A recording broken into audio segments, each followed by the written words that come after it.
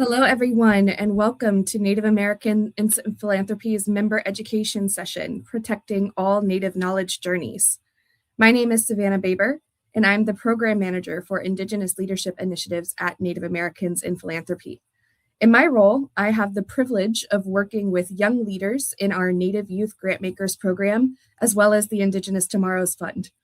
Native Youth Grantmakers and the Indigenous Tomorrows Fund give young people the opportunity to build community with one another and further develop their leadership values with intergenerational guidance and support. We recently announced our third cohort of Native Youth Grantmakers, which is a group of 10 incredible participants from across the country who will spend the next year in a learning community with each other and leaders across Indian country and the philanthropic sector. I feel lucky that I get to see firsthand what happens when we give decision-making power to Native youth. They seek the wisdom and advice of their elders, they listen to each other, they draw upon their personal lived experience, and they move forward in true consensus and collaboration. Native youth consistently demonstrate the importance of cultivating community and relationships. Working with them, I noticed them looking up to their elders and mentors, around to their peers, and even behind them, to those that are still younger than them. They are eager to learn and they are eager to share. Education is a holistic experience for Native youth, and it is best done in community with others. My own educational experiences as a young Native person were deeply impacted by community, particularly intergenerational relationships and knowledge sharing. Growing up in North Carolina, I had the opportunity to participate in the North Carolina Native American Youth Organization, which connected me to peers and knowledge holders from tribal nations across our state. Coming from an urban context where I was often the only Native student in my classroom, programs like NCNAO, the North Carolina Native American Youth Organization, kept me connected to culture and community. And that was only made possible through the volunteered commitment of adults who offered their time and knowledge to us. I believe that our communities are strengthened when adults are invested in educating and building authentic relationships with our youth. I'm excited that today's session will uplift youth leadership alongside dedicated experts and leaders in the educational field. To get us started, I'd like to welcome Native American and Philanthropy's Education Resource Facilitator and our member education session moderator, Shondine Vanderveer. Ja, to shidna Shondine Vanderveer nishya Bilagana nishlet achitni bashishchin Bilagana dashich eight and anjini dashinala. Hello to everyone. My name is Shondine Vanderveer, and as Savannah so lovely introduced me, I am Native Americans in Philanthropy's Education Resource Facilitator. I am a citizen of the Navajo Nation, but I am joining you all today from Lenapehoking, which is otherwise known as New York City. I am very excited to dive into today's conversation, but before I do, I would like to say again, take a moment to say Ayet Nitsaga to Savannah for welcoming us into this space today. It's a pleasure to have our program manager for the Indigenous Leadership Initiatives bring her passion for youth leadership into this conversation today. As a central organizer for the NYG, or Native Youth Grantmakers program, she continues to promote, preserve, and produce Indigenous knowledge in impactful ways. So I sincerely hope that our audience here today will get the opportunity to work with her more in the future. Yeah, Savannah. Again, I am honored to join you as your moderator for today's member education session, the very first of 2026 in the Gregorian calendar. So we appreciate you all joining us here today, especially as our tribal colleges and universities face even more heightened and targeted underfunding. But this moment does allow the philanthropic sector to be poised and ready to uplift critical education and community development initiatives. So in this conversation today, we're going to explore how philanthropy can better support our thriving Native communities through sustainable education and guidance that is grounded in our cultural values and traditions. It is my honor to welcome a new addition to these member education offerings. If you have joined us in the past before, you may recognize our junior moderator. Originally pooled from our Native Youth Grantmakers cohorts, we are excited to reintegrate junior moderator in each of these public sessions, pooled from, again, our very third cohort. So they will join us in each of these panel discussions moving forward in 2026. As NAP works to uplift our Native youth in these decision-making spaces, we also welcome these emerging leaders to guide our collective focus to better support our future generations from their own lived experiences, as well as their dedication to protecting our strong communities. So as we ourselves find new ways to engage these youth in our own programmatic work, we encourage you to implement your own methods of uplifting their perspectives and voices in real and, again, sustainable ways. So I would like to give it over to our junior moderator and Native Youth Grantmaker to give them an opportunity to welcome you all in their own words and introduce themselves. So Anagali, if you could join me on stage.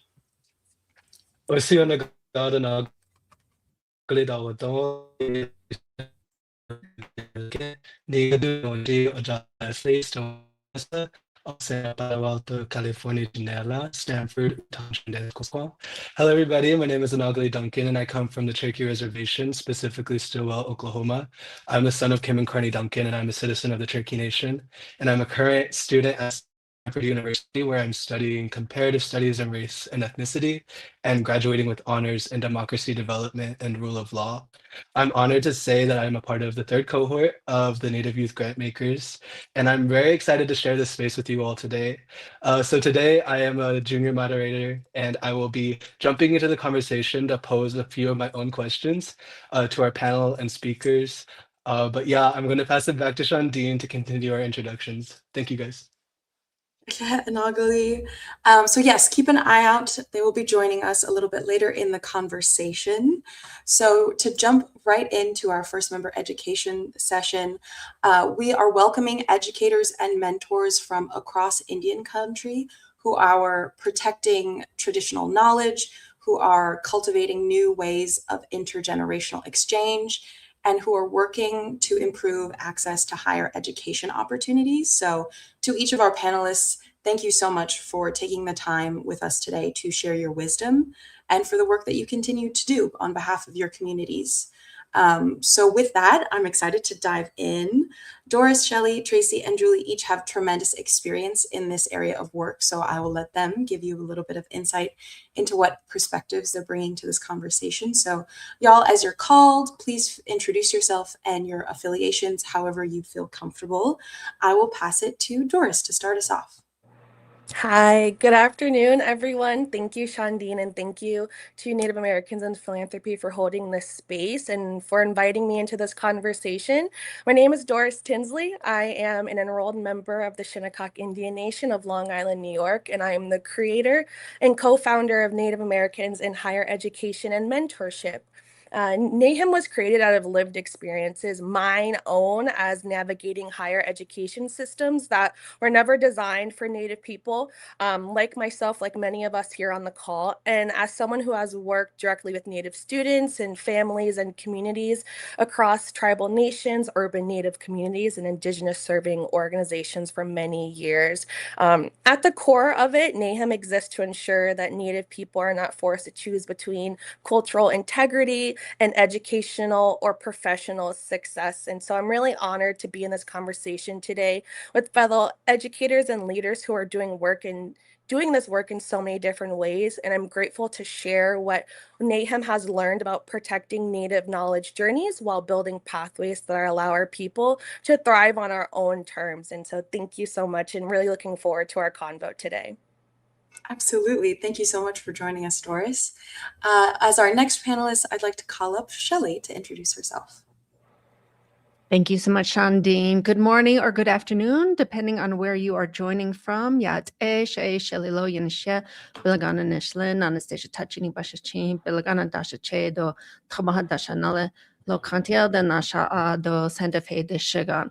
My name is Shelly Lowe. I'm Navajo. I'm originally from Garreau, Arizona. I'm currently the president of the Institute of American Indian Arts. We are a tribal college, congressionally chartered in 1962.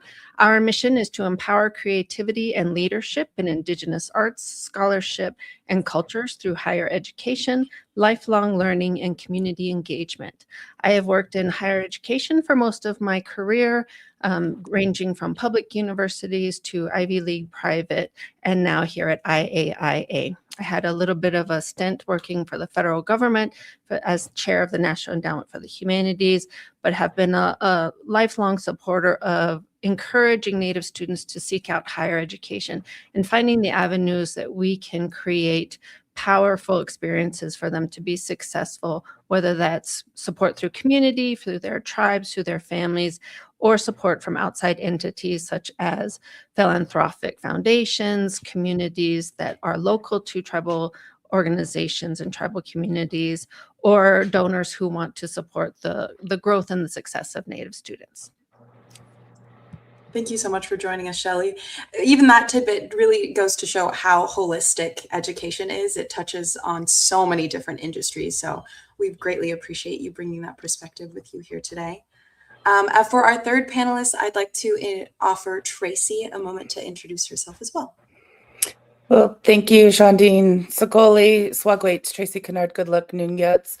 I'm a citizen of the Oneida Nation of Wisconsin. I'm also Mvskoke Creek from Tlaplaco Tribal Town, and I serve as Executive Director for the Center for Native American Youth at the Aspen Institute.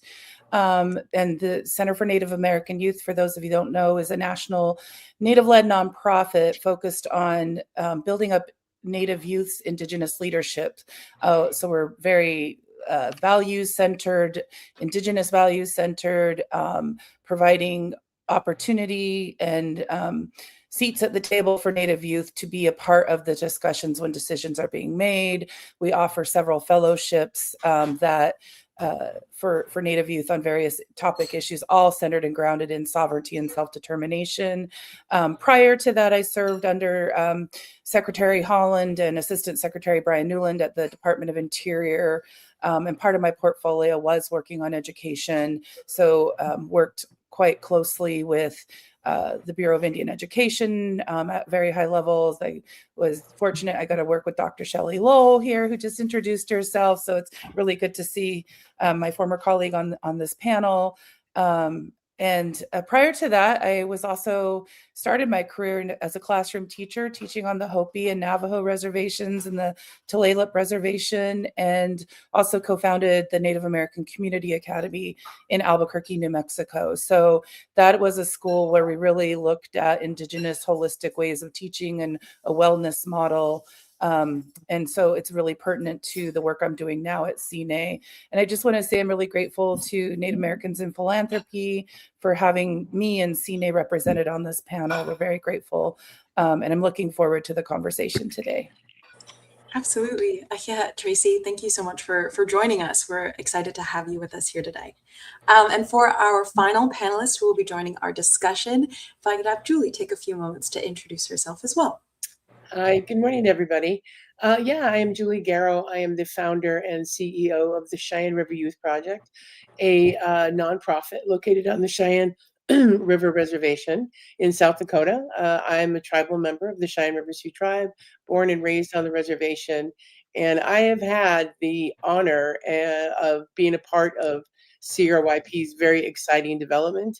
I really love the fact that we are a nonprofit that has decided our own purpose and move forward with our sovereignty in mind, looking at our community, being very self-determining in how we develop our programming, always listening to kids and how we move and how we shape, as we've moved on the reservation, we always have to, because there isn't a lot of resources on the reservation, we have to build so much. So over the course of 37 years, we have built spaces that are very safe and are accessible by our kids who normally wouldn't have access to youth centers and art parks and gardens and social enterprise opportunities. So I'm really proud of our development over the past 37 years. And we have so many kids who come through our program and they're learning great great things that are helping them shape themselves into future leaders. So I'm very proud to be a part of the Cheyenne River Youth Project still, and having had the opportunity to be educated by young people all these years. And thank you to Native Americans and Philanthropy for inviting me to be here today. Absolutely. I hit, and I'll go to each and every one of you. I'm very honored to have this particular broadcast be the very first of 2026. In particular, as we start the new year, we really want to reinforce this aspect that our youth are our future. And I'm very honored to hear that each of you have brought that to your work, whether that's personally or professionally, whether that's at the organization that you serve at currently or past experience. Very honored to have all of your voices here with us today. I would like to kick off our conversation with a pretty broad opening question. As we gear into education versus mentorship versus simply learning from community and elders, I would like to hear each of you go over a little bit of how you have seen mentorship in continuing education. Again, whether that's at a tribal college or university, through community programs or grassroots effort, how have you seen mentorship contribute to building these stronger, more self-sustaining Native communities? So if you have anecdotes that you would like to share, first and foremost, I welcome them. I would like to kick it off for Shelly to join us. Thank you so much, Shandine. That's a really great and wonderful question to think about. At IAIA, we have both continuing education programs, but we also have our land grant programs. And in both instances, we have the opportunity to connect to community members and to connect to tribal communities in particular to help them with agricultural projects. We are a 1994 land grant institution, but also to help with technical assistance. One of the most interesting things I've seen, and I'm fairly new to IAIA, I came in August, is some of our continuing education allows us to reach individuals and tribal community members who maybe haven't gone on into higher education, who are wanting to do some kind of coursework. They can do it online. They can do it from wherever they're coming from. But even more interestingly, I've seen how our continuing education courses reach non-Native individuals. They are interested in taking these courses to learn about tribal sovereignty, to learn about the history of the United States, to learn about Native poetry and how to think and write, and think about what it means to share Native culture in the work that you write and the work that you produce. And in my mind, I've seen this educate non-Native individuals who become more informed about what it means to have tribal sovereignty, what role they play in either the work that they do in their families, in their communities, the organizations that they partner with. And that I've seen helps us to really grow this understanding of what tribal sovereignty is, what tribes can do. And it creates these partners and allies that come and say, I've learned so much more about what it means to be Native. How can I help? And this is even more important because we see this because they're interested in supporting Native youth in particular, because they want to see these Native youth succeed. And the more that we can reach out to non-Native communities as much as we reach out to our communities, I think is very important. Thank you so much for sharing that, Shelly. I'm so happy that you started off with a collaborative aspect, because while it is true that all of our Native communities throughout Turtle Island, they all have a priority of tribal sovereignty, that will not happen with essential collaborations and partnerships with non-Indigenous allies as well. So I appreciate you bringing that to the forefront of this conversation. Tracy, I saw you nodding your head quite a bit as Shelly was speaking. I'll pass it off to you for that same question, seeing your personal experience of seeing mentorship continue to build stronger, more self-sustaining Native communities. Yeah, and when I think of thank you, and when I think of mentorship, I automatically think intergenerational learning and those types of aspects. But also at CNA, what I'm really have been not surprised, but really hopeful about is that many of the youth that come into our programs, our leadership programs, have been mentored and referenced to us by another youth who's been through our program. And that's really something cool to see, because what I'm seeing now are youth who have gone through our program are mentoring youth back in their home communities or at their schools, somewhere in their community. And these are youth that are now applying to our programs that maybe didn't see themselves in that light as like the, having that potential to make change and be a leader.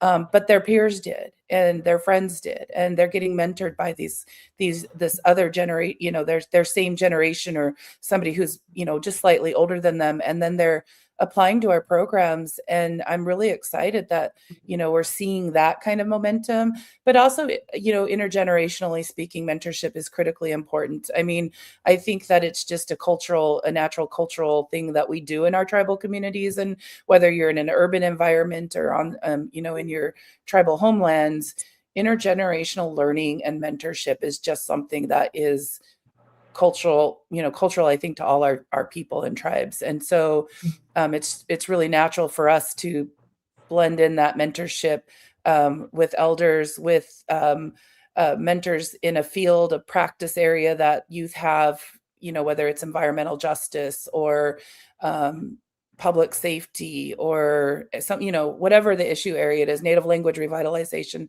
for example, we're able to bring in experts in those fields to connect with our youth and provide them that mentorship opportunity. So, I've just really seen mentorship be a really critical aspect of what we do in intergenerational learning. And I want to agree with what Shelly was saying. It's really important to bring in our non-Native allies into this space.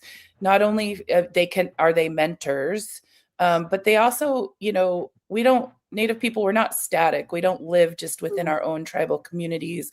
These issues are the world's issues. And so oftentimes our youth right now are coming up with the answers. They're coming up with the solutions for issues that, impact globally, the issues that are issues, worldwide, across the country. And so we can't live, in a static bubble of just Native communities. We have to align ourselves with allies. We need to bring them in as mentors, and we also need to be their mentors, right? Like it's a learning back and forth type of relationship and situation. So I just want to say I would agree with Shelly wholeheartedly on that aspect. Beautiful. Thank you for sharing, Tracy. Especially as we talk about sustainability over and over again, ensuring that even though you are trying to touch as many peers and young people as possible through your own programs, making sure that they feel comfortable taking that back to their own communities so that cycle keeps growing and growing. I will pass it to Julie. If you have any particular anecdotes that you would like to share or experienced in general, having seen mentorship continue to build these stronger self-sustaining Native communities. Yeah, it's we've been around for 37 years now, and it's really exciting for me to see the young people that I've mentored or we've worked with grow up, and now I have so many of those young people working for me who are youth programming assistants. I have one story, which is Tracy, I think Wambly Quintana, who was one of your champions for change. And he's gone to college. He's a Gates scholar. But, during Christmas or summer breaks, he comes back. I saw him last week. He was teaching financial literacy to some of our young people. And, he's been a great role model for the other young people in our programming who are now, they're kind of taking it upon themselves to look into investing in financial literacy and that kind of thing. So, I've been there long enough now to see the impact that our programs have had. And, the one thing I think about the Cheyenne River Youth Project is that we have been this, sovereign, self-determining little entity that has been able to create relationships throughout the world with volunteers and people and allies. And I think that really came to be because in the beginning, we didn't have a lot of resources. We're a small nonprofit, but yet we're really big in the idea that we knew that we needed to have partners and allies throughout the world in order to do our work. So we've been really great at building relationships. And along the way, our kids who have participated in the program have been able to be a part of that relationship building. I have one young man who we were making salsa together one day, and he said, "Julie, I've decided I want to take your job." And I was like, yes, that's exactly what I've been waiting to hear for so long. And I said, but you have to hurry up because I want to retire soon. But I love that they're talking about that, and they're talking about how when they take over and when they make sure Cheyenne River Youth Project continues in that same path. And one story that I found particularly moving was this young man, Nation. We were in San Francisco. We were making a presentation to. I was so proud of him. We were in front of like 8,000 people, and he spoke so eloquently, and I was so proud of him. But he said, they asked him, why do you want to take Julie's job? And he said, because he said, people at home don't know how to take care of kids like Julie does. And that was so affirming for me, and to know that he knows how much I've cared all these years, and how we're just this one big family, relying on each other, building relationships. It's been this really beautiful thing. And I think along the way, what we have done really well is that we have listened to our kids. They have guided us. They have brought us forward. They have been the ones who have dictated all the movements that we've made over the years. So I think the mentoring for me, has been really beautiful, because I've been able to see that happen throughout my decades of work with all these young people. Oh, thank you so much for sharing, Julie. That's beautiful, and truly a testament to investing in our own Native communities. If we give good care, they will come back and continue that care forward. So thank you so much for sharing that with our group. I appreciate that. Doris, if you'd like to wrap up this first opening question of, any specific stories that you've seen mentorship in continuing education contribute to these stronger, more self-sustaining Native communities? Yeah, so NAHAM is definitely a more higher ed focused nonprofit. So at NAHAM, mentorship is just not an add-on to education. It is the infrastructure that allows education to actually work for our communities. I heard this from a mentor in college, how our communities are built on a kinship system, and that's how we have to start looking at mentorship. And many Native students and professionals enter educational spaces without the access to the informal knowledge that others that are our other non-Native counterparts may take for granted, like how to navigate institutions, how to ask for help.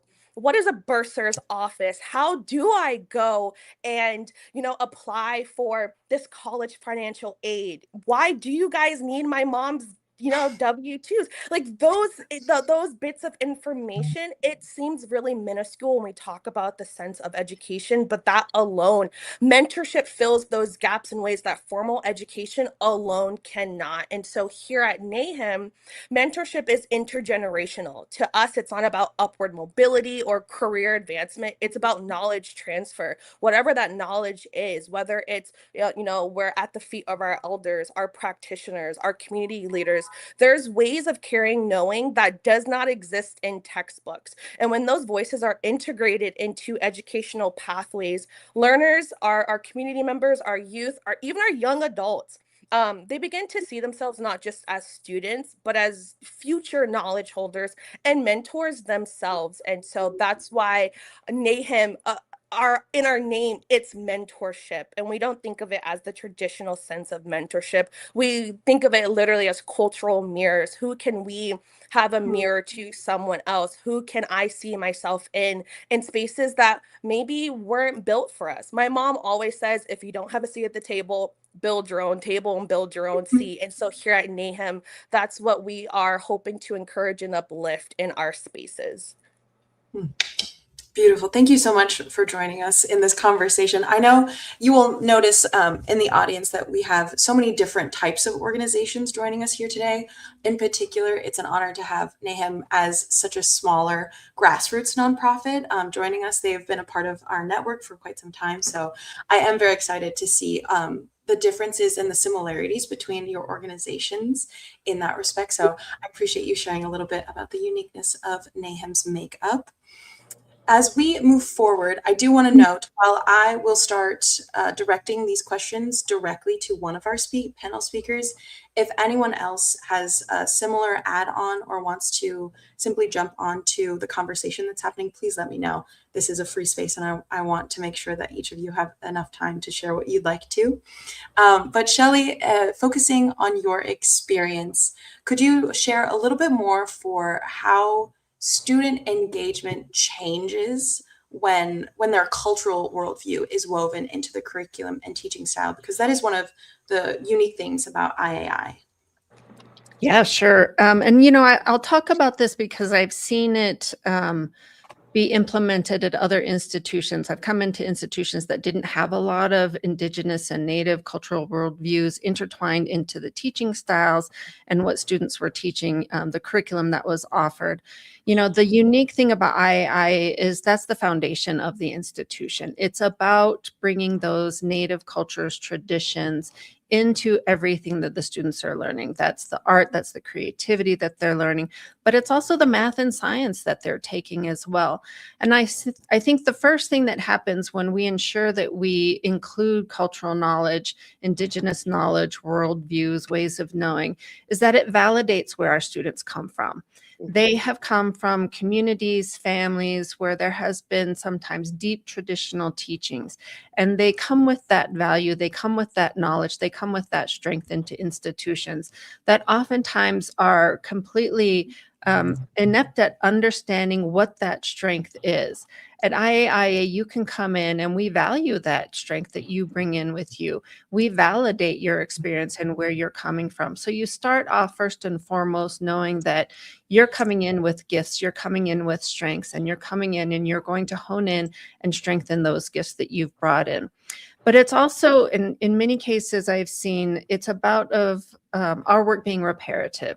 We can't change what has happened in history. We can't change what history has done to many of our tribal communities, but we can take every step possible to do the reparative work to ensure that the damage that has been done to tribal cultures, tribal languages, tribal ways of knowing doesn't have to remain damaged, that we can really repair that. We can bring this back in through our young people, through the institutions that we have, particularly our tribal colleges and universities.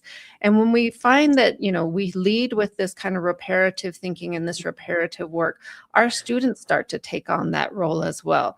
We talk about our youth who come in, they learn, and then they go on and they take these leadership roles in their communities. It's because we have started that seed within them to do this reparative work. It gives them that sense of importance, that this is something that needs to happen. This is something that I can play a role in. And this is something that I can take my higher education learning, my internships, everything that I'm doing to strengthen that role that I play in the reparative work that I will take home for young people and elders in their communities. But I think the other part about it is it allows students to ask questions. I mean, the one beautiful thing about young people is not only are they looking at things a little bit differently, they're asking questions a little bit differently. They're starting to see that my culture is very different from the culture of someone from a different tribe in a different region in this country. And I want to learn more about that. They come to understand more broadly what the diversity of Native cultures and Native knowledge is. And that just empowers them more to be able to not only do this at their local and tribal level, but to take national and international and global roles that they can continue to do that reparative work that we're building in them. Thank you, Shelly, for sharing that. It's always interesting to see, because as you noted, so many different organizations have the cultural worldview integrated into their programs or their curriculums now. So it is interesting to hear the unique ways that each organization does that. I'll open the floor if anyone else wants to jump in on how they uniquely do that within their own organization. If you don't mind, Of course. I think at CRYP, we understand. And so just to give you a little background, I think that, I was at the very end of the boarding school era, so I experienced some of that. So I think working with the kids and being with them all the time, not only being guided and mentored by them, but I think that they were also part of my healing as well.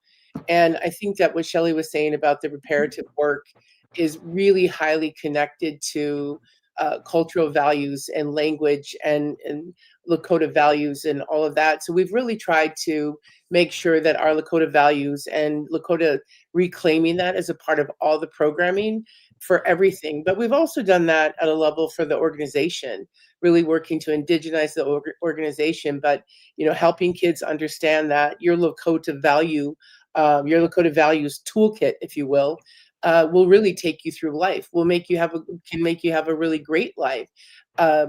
But a lot of them have to be reconnected. A lot of them have to be brought. It has to be introduced to them, and we love doing that through all of our programming. And at CRYP, we don't talk about very traditional ways of discipline. We talk about is that being generous? Are you being humble? Is that wise? And that kind of thing. So we just do it a little bit differently, and I think it seems to be really working.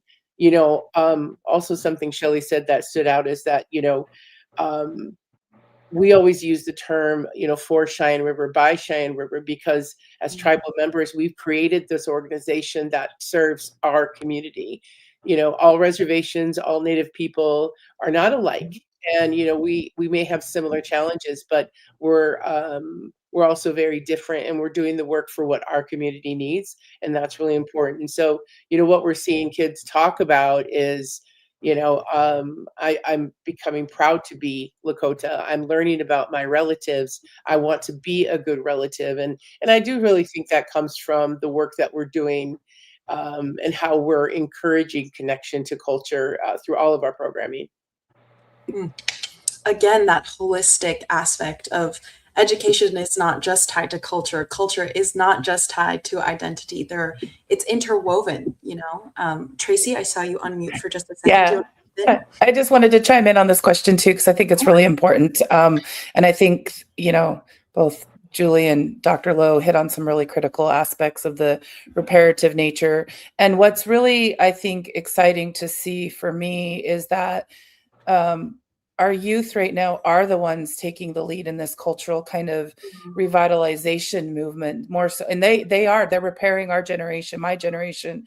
I'm learning just as much from our youth culturally as I think they are from elders. And it's really, especially in the field of Native language, I see a lot of our youth really just impassioned with wanting to learn their language and passing that on. And I've been helped and assisted in my own Oneida learning through youth, but that wasn't actually the point I came off mute to make. I wanted to say that, at CNA, everything we do is grounded in the lived experience of our youth and where they're coming from and their culture. And we do our best to connect them also to that opportunity, if they don't have it, to get that mentorship and learn from in their culture. We did a report in 2024 that I just wanted to highlight called Center Us. And you can find it on our cna.org website under resources. It's called Center Us. And it was done in 2024 before I came on board to CNA. But there was some really interesting research that came out of it that said that when Native youth feel culturally educated, they're 4 times more likely to see themselves as being contributing members to their community, as seeing themselves as leaders. So that cultural education is critically important in order for our communities to have that sustainability, because we've seen that by empowering youth through their culture, they have that sense of pride, they have that sense of sitting in their own power to go back to their communities, whatever community means to them, and making a difference.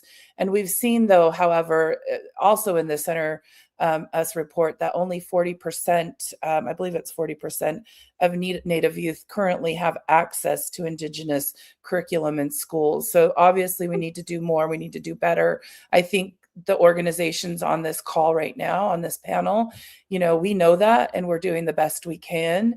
But again, it's sitting in partnerships with philanthropic foundations, with other organizations to help us get there, and with local school districts, right? We need to work with them to do more and do better so that our youth have those opportunity to feel culturally grounded. Absolutely. Thank you for that. I'm going to call it a call to action because I do want to reiterate that there is an action that can be done. Again, as you just stated, we're all doing really difficult work on the ground in communities or nationally, but we can't do everything. So these are the partnerships that are truly going to move the work forward.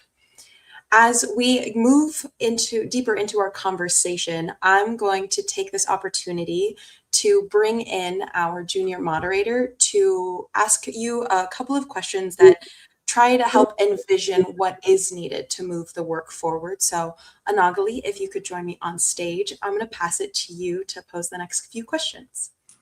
Yes, thank you all so much for all of your wisdom that you shared with us. This conversation has been genuinely so fruitful for me. I specifically resonated with a lot of the sentiments of intergenerational learning. I'm how organizations can move from simply just including young Native people, really empowering them to make decisions. So I'm wondering, how do you guys define meaningful youth leadership beyond participation or just consultation, but actually making important? And I will pass it to Shelly. Thank you. And I think that you asked helping to make important decisions. I think you cut off a little bit there. I think the most important thing is to identify the opportunities to bring youth in to play a role, right? We have all kinds of committees, we have all kinds of boards, we have all kinds of groups that work within our organizations. And we find fairly often that the individuals who are in the decision making or even the information informing spaces are not youth. We always forget that youth are a major part of what we need to be doing and where we need to be going. But if we're not asking them, if we're not including them in that work, we're missing out on an entire part of the population that's going to move all of this work forward. So, I find that I'm constantly asking organizations, well, what role do youth have in your organization? How do they play a role? What kind of programs do you have for young people? So identifying those avenues where you can bring young people in. And it's, maybe you create your youth board position. Maybe you create opportunities for a youth council or a youth group to be a part of the work that you're doing. But it's so important to, one, acknowledge that the youth are there, acknowledge that your work, if your work is not doing enough with youth, to acknowledge that, to assess where your gaps are in terms of including youth, that perspective, their experiences, their insight, even their thoughts for the future, and then find those avenues to bring them in. Make sure that they have the opportunity to have a voice. That means encouraging them to speak up. Sometimes our youth can be a little shy, sometimes they're not shy, but make sure that they have dedicated time to say what they need to say, to share the experiences that they have, and to encourage them to make sure that when they do that work, that they are working with other youth, that they're including the perspectives of their peers who are around them, of the individuals who are often, the ones that are not speaking up. What are they thinking about? What are they doing? In some aspects, this means doing joint surveys. This means doing little town halls or meetings with youth to ensure that they are, one, informed about what is going on, what your goals are, where you want to be, what your mission is, what your vision is, like what you see for the future, and then have them give their perspective on what they see in each of those areas. We have a strategic plan here at IAIA, and it's really important to ensure that the students and the youth are a part of what we see in the next 5 years, right? What do we want to be as an institution?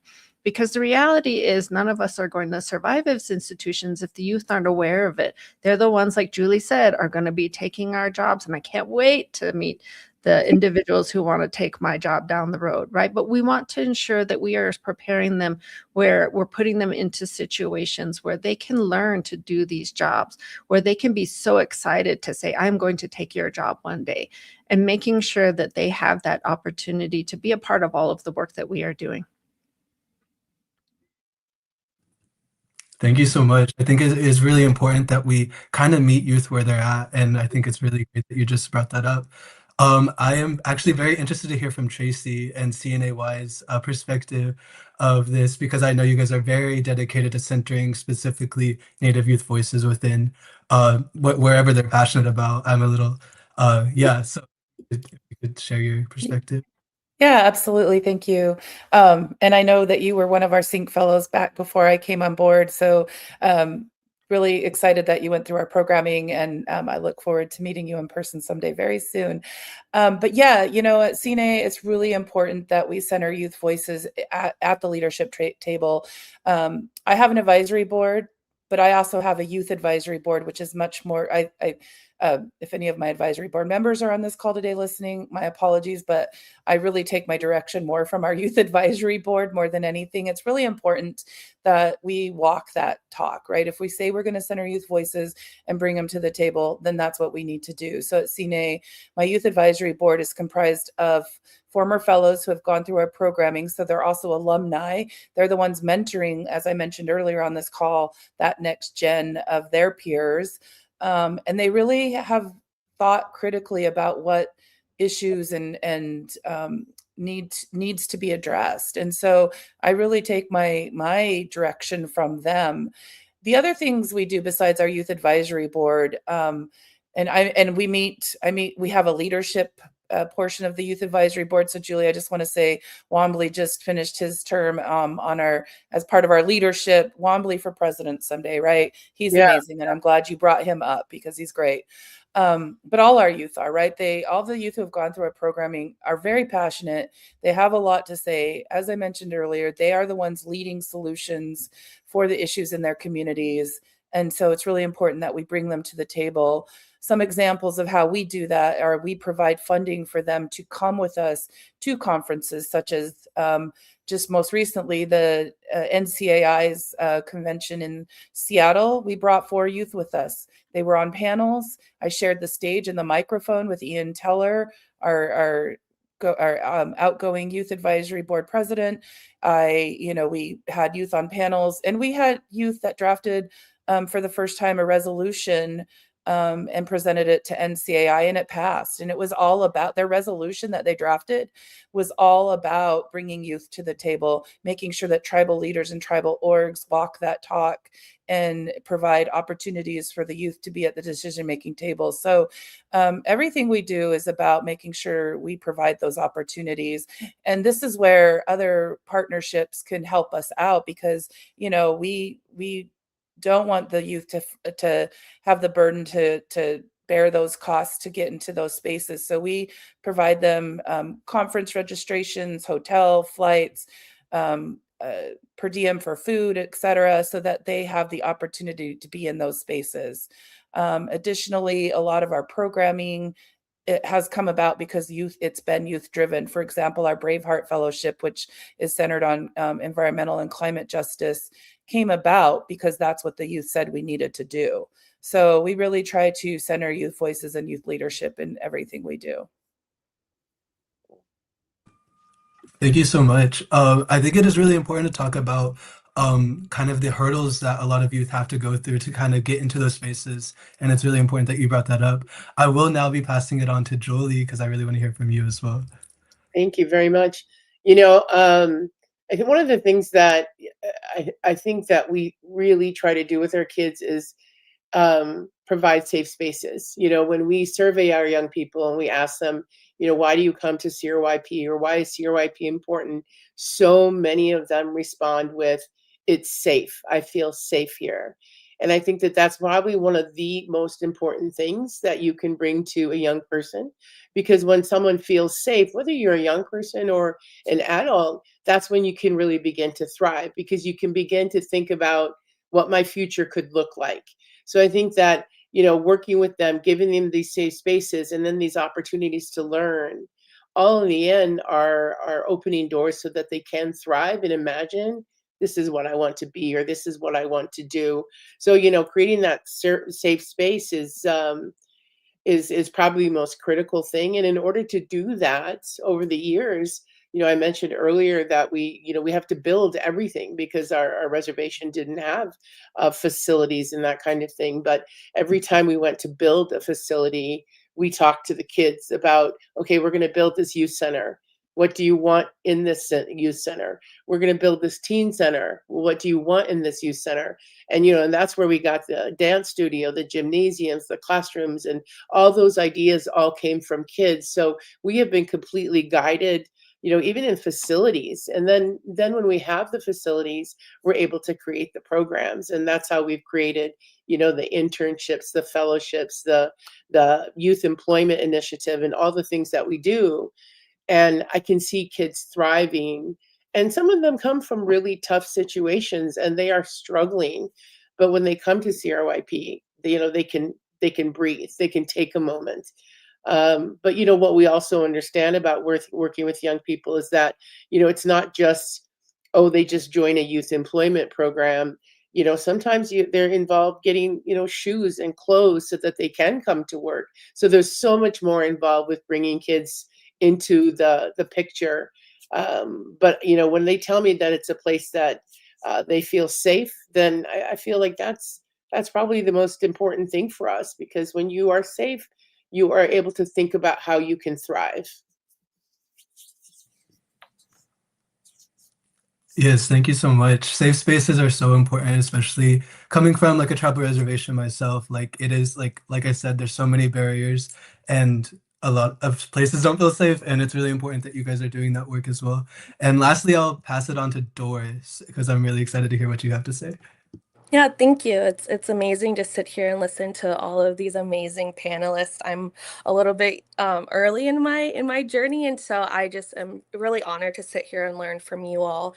At NAHEM, like I mentioned before, we're a very young grassroots nonprofit, and so for us, youth leadership is not defined by age, titles, or how polished our young adults sound like when they're in a room.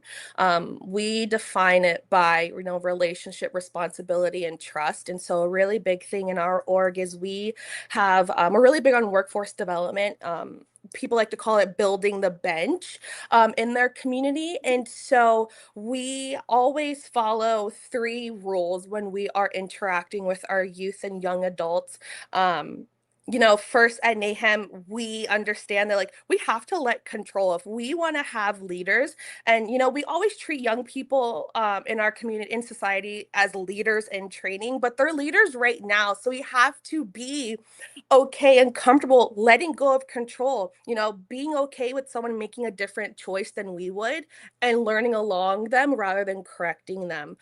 We also give our young adults and youth access to information. We can't ask young people to make decisions without giving them context, resources, and transparency about how systems work. And so decision making is a skill that grows with practice and not perfection. And that's something that we really live by at NAHEM.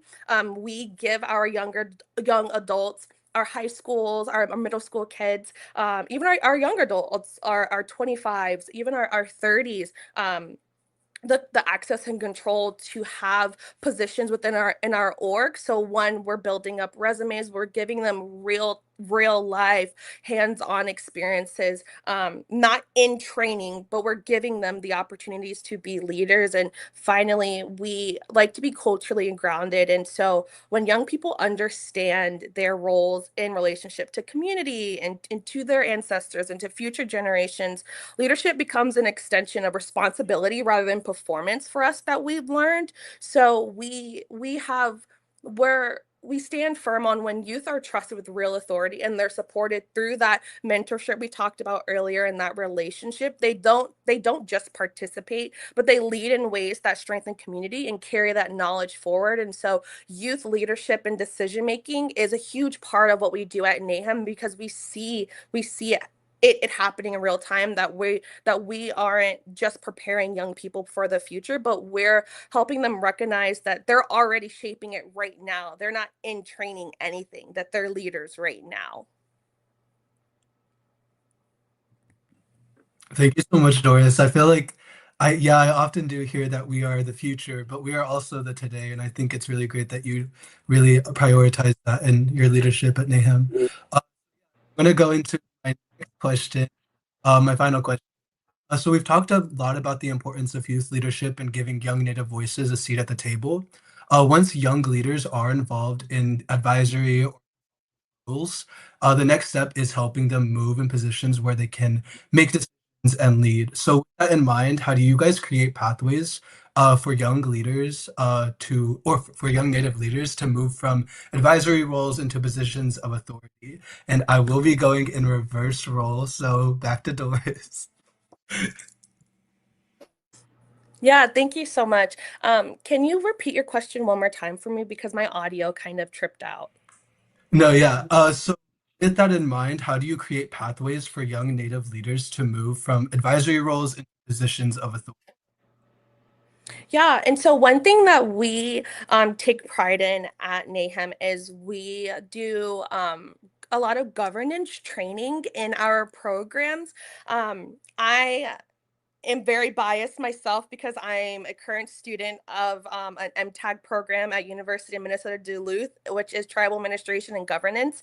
And so in NAHAM, we like to mimic that kind of governance training where we teach our young adults and our youth um, that cultural mirror of what it would look like to have those same governance positions and learning those pathways of using your experiences now in your middle school, your high school, and even your college years, how that can translate to either going back home and working in your community or going into other spaces and working in those spaces and governance and training and civic engagement and leadership. And so that's something that we take pride in at NAHAM is we have advisory roles for youth. We even allow our youth to determine everything that we do. If we come across something that NAHAM is doing and the youth are like, that's not what's in anymore, we need to pivot really fast, we listen to that, we respect that. And then we also have a lot of partnerships with local city councils, local tribal communities, local urban Indian organizations as well, so that our students can understand that being vocal and advocating right now where you are can lead you to going into those other governance spaces. And so partnerships is really big in our work because like we said, mentorship is really important. My mom always says it's not what you know, it's who you know. And that's really important in our communities because our youth have to see that network of partnerships. And so we establish our pathways and creating the next tribal chairman or the next city councilwoman or the next mayor by really instilling governance and civic engagement into our programs. Yes, thank you so much. Relationships are very central in success and especially in, like how you said, civic engagement and governance. So now I'm going to pass it to Julie. And yes. There are so many opportunities available to our kids, and each one of them comes to the organization with their own level of, of where they're at. And you said earlier, we have to meet kids where they're at. So some are very ready to go, willing. They've been part of the program. They speak up, they step up. Other ones who are just coming in, they're taking their time. They're learning how to socialize and they're learning about their language and culture. And it's just one step at a time. But, when it feels right, if the opportunity is there, when I travel, if I can bring kids with me, I typically do. The situation we're in, because we're, just a local nonprofit, often, there's financial restrictions that whether or not we can bring kids to these different events.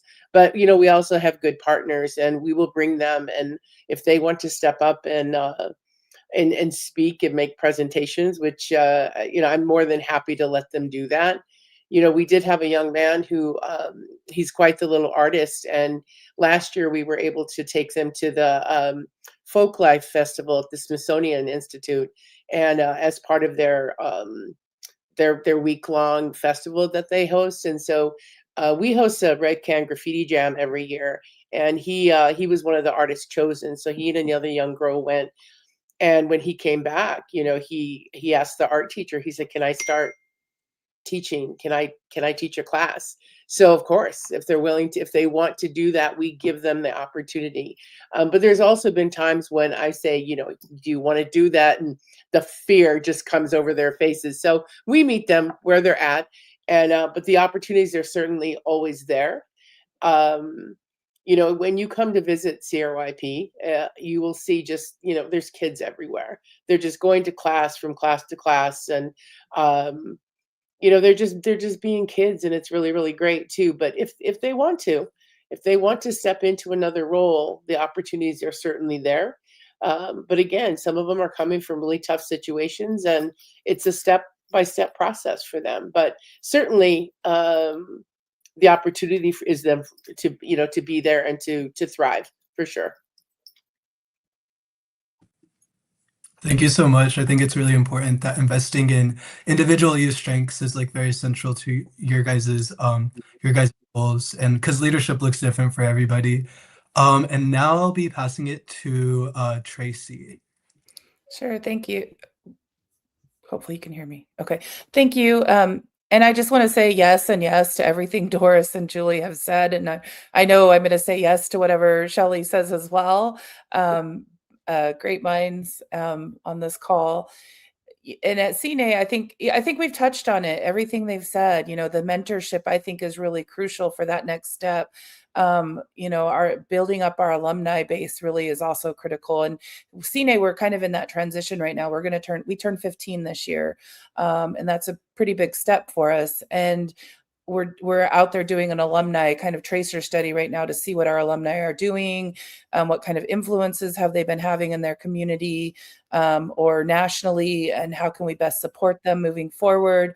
So I think that's the next critical step for us at CNA is to, and you probably received an email from me about taking an alumni survey, but because I see that's a natural next step for CNA is really building up our alumni base so that we have a larger mentorship kind of relationship with our alumni and our current fellows. Who are all leading today, and they're going to continue leading tomorrow and into the future. So we need to make sure we're continually supporting them. We've had a lot of questions from our youth advisory board members who are aging out as to like, what's our next step? We still feel like we need support. And so we don't want to leave them, right? We need to figure out the best way to support as you age out and become an older adult. How do we build up how do we continue that mentorship, that intergenerational learning, and those next steps? As Doris, I think, mentioned, and Julie, everybody's on their own path. And we have youth that and it goes back to the Center S report. We found that when you believe in the youth and you tell them they can do something and they're worthy, and you help them feel culturally grounded, there is nothing that can stop them. They're going to keep going and going. And it's about providing them the opportunity to meet that next person, find mentorship in someone that's going to catapult them to that next level, that next position, that next degree, that next opportunity within their community, maybe going back to their community for the first time. So I think that's something that we try to do well, is make those connections and empower them to have that feeling that they can do it, that nothing can stop them. And we have youth now that are running for Congress in Chicago, that are running for state reps in Arizona. And it's just a really powerful thing to see how our youth continue to level up, I guess you could say, and make that next step. And it's all about providing them that support, the resources, and the mentorship. Thank you so much, Tracy. That was amazing. And finally, we will pass it to Shelly. Thank you. And like Tracy, I think I will say I agree with what everyone else has said. And I have to say, I love the energy that Doris brings to this conversation, right? We want to capture that kind of energy. We want to encourage that kind of energy in youth to go on into these leadership positions. And, one of the things that I think is really important for each and every one of us as leaders, as those who are in national positions, to remember and understand is it's our responsibility to open doors, to ensure that youth have the opportunity to go into roles that we have been in, and roles that are, way above and beyond anything that we've ever been in before. So when we've served on advisory councils, when we've served on boards, and we know that we're going to be going off the board, we need to take time to ensure that those organizations we're working with are, one, thinking about youth, but two, are thinking about youth to come in and take on our roles, right? So we've all had the opportunity to identify youth we've worked with. We've watched them grow. We've seen them come into leadership roles. And it's our responsibility to say to an organization, this person is absolutely fabulous. This person will do a really good job as a board member, as a council member, as a leader in your organization. We have to take that step. We have to make sure that we are informing all of the organizations we work with that these individuals are available, are going to do a good job, and kind of give that push into those positions. That means we have to get really good about writing recommendation letters, right? We have to take it seriously. We have to really write and show that these individuals have these skills. These individuals can do this work. And like Julie said, sometimes it's scary. It's scary to move into a position where you think, I am not ready for this. I don't have the skills for this, right? Young people can often say, no, I don't want to do that. I've said that myself. But we have to ensure that we are supporting them the entire way, that we are ensuring that their skills, that their strength that they have within them perfectly fits this role and that they can do a good job. So we have to kind of be on both sides, right? We have to be telling the organization, this is a person that is going to be perfect for this role. And we have to tell that student and that youth that you are perfect for this role and this is going to be a good thing. And we have to support both sides the entire time to ensure that it does work out, that we can make sure these youth are coming into these leadership positions and that they are understanding that when they leave these positions, they will open the door to the next youth to come in. Thank you so much, Dr. Shelly. I just want to say that's all that I have for today. But before I leave and pass it back on to Shandine, I want to say that all the work you guys are doing is so important. And all of your guys' mentees are so lucky to have each and every one of you. You guys are like the best mentors, aunties, and you guys are doing a great work. Thank you guys. Thank you so much, Anangali. I'm really glad that we have reintroduced our junior moderators. I think in the same way that Shelly touched on, they just bring such a good energy into these conversations. So I'm happy to see that moving forward. Anangali, for contributing your time. As we get into these last 20 minutes of our conversation here today, I'm going to start doubling up on questions because we've also gotten some really good ones from our audience that I'd like to include in our conversation as well. So to pose to both Julie and Doris, we touched on this a little bit earlier in our conversations that in so many of our Native communities, learning doesn't truly end with a degree. It's lifelong, it's relational, as well as culturally grounded. I'd like to hear both of your thoughts on how we can cultivate mentorship systems or access to higher education, in Doris's case, that truly honor this idea of being a quote unquote eternal learner. So I'm interested to hear both of your guys' thoughts. If you'd like to jump in, please do. I can go. I think that all the work that we're doing at the Cheyenne River Youth Project is, first of all, is grounded in healing. There's a lot of healing that needs to take place in our communities with our young people throughout the entire community, actually. So that's the first thing that comes. And we think that healing is very much is connected to culture and reclamation and language and ceremony. So those are the things that we bring to all of our programming. But through the teen internship program, through the Lakota Fellowship, through the Youth Employment Initiative, the educators that we bring in are community members. They're from our community. So that really does support that intergenerational learning. But I think that the idea of being an eternal learner is really embedded in all that we are doing. I think that it is it's just a very natural part of everything that we're doing by bringing together young people and older people, and even just like the Womply Quintanas, bringing him back to spend time with our kids, or Nation, who began as who came to the youth center and then moved into the teen center, and now he participated in all of our fellowships, and now he's actually a youth program assistant, and he's teaching internships. So I'm really loving how the relationships that we're creating are just really healthy ones within the community. And that's really, really necessary. One of the kids I heard say that, when they first came to CRYP, they were very shy. But now they've learned how to socialize. They can speak up. They can do all these different things now because of the time they've spent with us. And that's the kind of, I think, approach that our kids need to have, so that they can continue to be learners. They will reach out. They will speak up. They will ask for help. They will, even offer help in return. So I think that what we're trying to do are grow these kids, who are very, very much supported by their traditional value systems, because that's going to be the thing that's going to take them to the next level, whatever that is. So I feel like how we've embedded that natural mentorship, intergenerational relationships in our programming is very, very, it's just very healthy for all of them. And I really like how that's playing out. Beautiful. Thank you, Julie.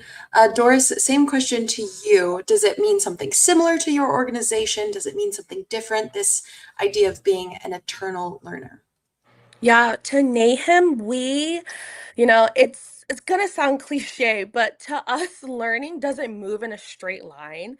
And so that goes to that kind of pairs up against a lot of our own traditional knowledge that we have in our communities. And so, learning doesn't move in a straight line, and it certainly doesn't end in a degree. And so we like to really emphasize that knowledge is carried through relationships, through lived experiences, observations, stories, responsibilities, and time. Elders learn from the youth learn from the elders, practitioners learn from the community, and it's reciprocal. And that exchange is what keeps our knowledge and our eternal learning alive. So at NAHEM, a really big core of our program is we pair up our students with community-rooted mentors, but also professional mentors.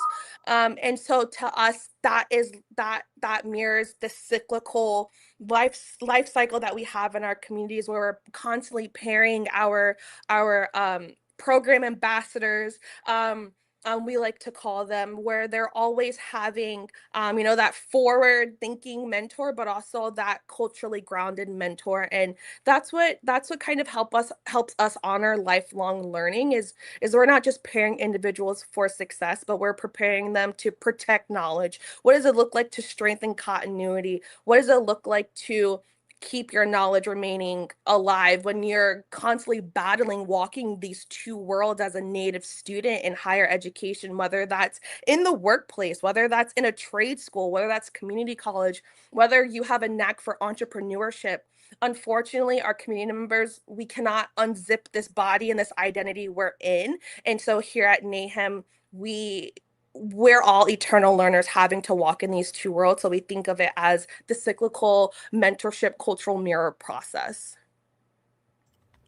Thank you, Doris. I truly appreciate, again, the uniqueness of each organization implementing these very strong cultural mindsets as the priority, and then letting the students direct them one way or another based on their own goals in life, whether they be professional or personal. I really appreciate that aspect of your work. I appreciate you both sharing that. I am interested, speaking on preparing these youth to be empowered, to have the skill sets to succeed in whether they be in our own communities or in partnership, as we spoke of before, with non-Indigenous allies. I know that a crucial focus of CNAY's work focuses on strengthening their political advocates across sovereign tribal nations. I know that the IAIA programs really focus on strengthening these artists as professionals in the space who are prepared to to make room for themselves truly in a lot of truly Western institutions. To both of you, to Dr. Lowe and to Tracy, how can we better equip our youth with the tools to engage with these sovereign nations, both as Native peoples, and then second as leaders in whatever industry that those youth choose to go through? So if Dr. Lowe would like to start us off, if Tracy would, I offer it to either of you. Tracy, I'm happy to start. So while sovereignty's always been like a part of a concept that's embedded into everything we do at CNA, it's really become our new North Star, sovereignty and self-determination. And so what I mean by that is working to solidify our youth's understanding of what it means to them to be a part of and ultimately lead a sovereign nation, right? Like, it's really important for our youth to understand, what does sovereignty mean to them and what does it look like in practice within their communities. So this year in 2026, we're building out and launching a new initiative that we are currently titled, it might change, but the New Leaders Sovereignty Institute. And when we say new leaders or future leaders, or tribal leaders, we view that leadership in a very broad context. So maybe it's, you want to go out and be the next chairman of your tribe or on tribal council, or maybe you want to be the tribal administrator, or maybe you don't want to work for your tribe, but you want to lobby Congress on the Hill, or you want to become the next senator of your great state that you live in. So we look at leadership and tribal leaders in a very broad context. But our idea would be launching this new Tribal Leader Sovereignty Institute as an initiative designed to ground and support emerging young Native leaders with the tools, relationships, and knowledge needed to lead boldly in service of their Native nations and communities. And again, that definition of community can look different for whoever it is that's wanting to become that leader. So this will build on CNA's long-standing commitment to leadership development that's Indigenous-led, community-rooted, and sovereignty-centered. So we look forward to really ushering that out to Indian country. We want to do some consultations with tribal leaders and tribal communities, tribal orgs, education institutions, TCUs, to see if we're hitting the mark on that. But everything we've heard from our youth is that we do a really good job at that national advocacy, that political advocacy, but sometimes our youth come away and they don't really understand how their own tribal governance system works. I know Doris talked about this a little bit before. So it's really building out curriculum that can expose them to issues around how does it look to work with the federal government as a tribal leader? What is a 638 contract? What does it mean to say we're a sovereign nation? And what does that look like in practice? So we're building out that curriculum now, and we're really excited to launch it this year. So stay tuned on that from CNA. Very exciting. I'm looking forward to sharing that with more of our audience. Dr. Lowe, I pass it off to you. Thank you. I agree with Tracy. One of the most important things is that we educate our youth to understand how sovereignty works, to understand how governance works, both within their tribal communities, within their region, within their state, and nationally. But one of the things I think that we often forget is that we don't bring the tribal leadership voices to the table in the work that we do, particularly within our institutions, right? We often find that tribal leaders are invited into governance programs, sometimes business programs, but we need to be having them come in to speak to our youth on all issues that are affecting tribal nations. So, so at IAIA, it means bringing tribal leaders in to talk about what's the state of arts and cultures within the tribe. Where do they want to see arts and cultures grow? What are the avenues that they're trying to create businesses for current tribal members to have arts and culture be a part of the work that they're doing within communities? We have to have those conversations so that students start to understand, what are tribal leaders thinking? Where are they at? What kind of advice can they give us? And then it goes both ways, right? Bringing a tribal leader or a national leader even into your organization to talk to Native youth informs them about some of the work that they need to be doing. This also, pertains to national organizations, philanthropic organizations, right? Having the understanding of where are our gaps. That we know our mission, we know what we're trying to do, but where are the gaps when it comes to working with Native Indigenous communities and Native Indigenous youth in particular? Having an understanding of where those gaps are and how you start to move forward to fill those gaps is a really important task that we have to always keep in mind, whether these are partners that we're working with, whether it's tribes and tribal leaders that we're working with, or whether it's even with youth. What are those gaps that we aren't seeing? And this means taking some time. It means having an outside organization, come in and really do an evaluation of the work that we are doing and finding those avenues and those steps to move forward. And the more information that we get in all of this work, the more important it is for us to share with youth so that they are well informed, as we have talked about already, that they have this information to make decisions and move into those leadership positions that they're going to take one day. Thank you so much, Dr. Lowe, that's such a good point to end on. Just that, again, this holistic aspect of education that we've been speaking about truly roots down into ensuring that these students feel confident, feel safe, and prepared to take on whatever they may choose to as they move forward in their lives. I just want to take a moment to say, again, part of every single MES session is me saying thank you 15 times. And I feel like I haven't done that so far in this session, but thank you to each and every one of you. I want to uplift something that Anagali said early on in the conversation, which is even I myself have taken so much away from this conversation, listening to you each speak so openly and honestly about the successes that you've seen in your organizations, in the education field at large, as well as what still needs to be done in terms of growth. That's the only way that we can push forward. So I really, truly appreciate you taking the time to share your wisdom with us today. And as a final call to our audience who is listening live or viewing this as a recording on our YouTube page, I do want to encourage all of you, whether you're a funder, a public official, a student, an advocate, thank you so much for showing up ready to listen, to learn, and to take action. I hope that you have learned a little bit more from our speakers here who shared today about what you can contribute to your communities, to your organizations, and to our youth. So yeah, again, to each of our panelists. For those of you who are registered for this MES, you will receive some additional resources. For instance, the Center Us report that came out from CNAY, as well as some other reading materials to continue your journey into Native education efforts and the impressive organizations that are doing good work on the ground and in community. So ahiahat, and I'll go to our panelists and to our audience members for showing what partnership, advocacy, and representation can look like in action. Thank you to our first moderator, Anagali, for guiding us into some more intentional inclusion of Native youth leadership.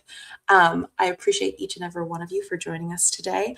I am going to pass it off to Savannah to help close out our conversation. Thank you each so much. Yeah.